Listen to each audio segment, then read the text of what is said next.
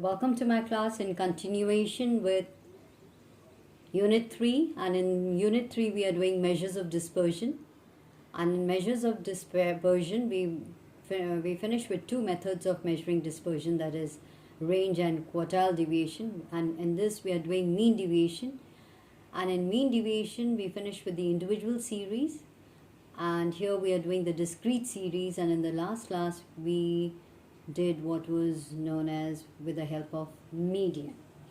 And in this, see, I'm going to, this is how, can you see this? Yeah, we did it with the help of median. I haven't erased this, it's still here. So in this, we are going to do with the help of mean. Alright, so let's just consider this.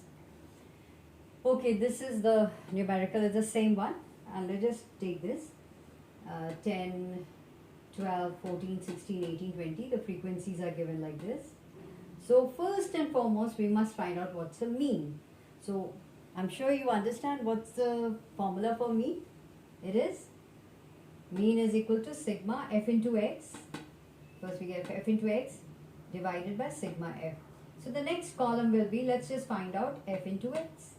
So 10 into 2 is 20, 12 into 3 is 36, 14 into 6 is 84, 16 into 4 is 64, 18 into 3 is 54, 22 into 2 is 40. So now we have to add them all up. So f into x, we want to find out sigma f into x, sum them up. So when we sum them up, we've got 298 upon sigma f is 20. So we worked it out and the mean comes to 14.9. So this is a mean, 14.9. So what I do is I make another column. I'll say x minus x bar. So we take 14.9 and we're going to minus from each of these. What we get is 4.9, 2.9, 0.9 and all of that. And then another important thing is now f into d, this. So 2 into 4.9 is 9.8, 3 into 2.9 is 8.7, 6 into 0.9 is 5.4, 4 into 1.1 is 4.4, 3 into 3.1 is 9.3, 2 into 5.1 is 10.2. So once you have calculated, once we finish calculation, now what we have to do is, we're going to add this up, sigma f into d within parallel bars. Again, let me just tell you here, we don't consider the negative signs at all. Everything is positive. So 47.8 when you add this up.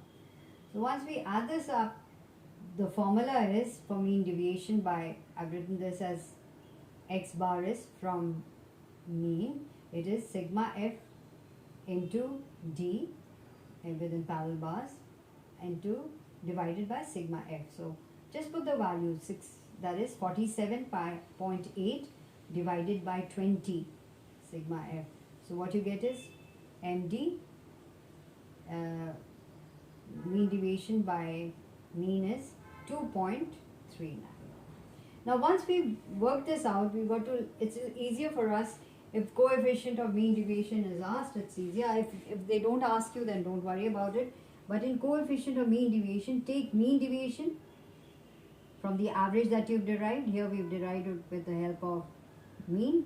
So 2.39 divided by, remember the mean, it is 4.9. So write 4.9 and this is the coefficient of mean deviation, that is 0.160.